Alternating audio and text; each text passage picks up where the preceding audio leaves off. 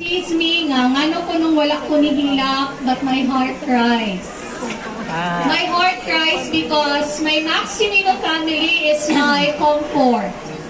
Maximino Noel Memorial National High School has been and always be my comfort wherever I go.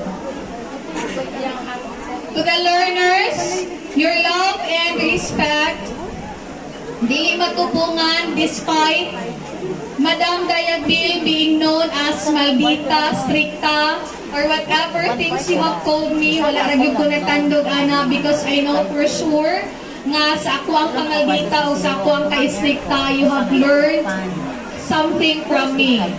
Hindi. Makusnitan man gamay o madkusog or madako man gani na siya, I know na feel ninyo nga gitagaan ta mo og value because sa gamay nga butang kinahanglan nato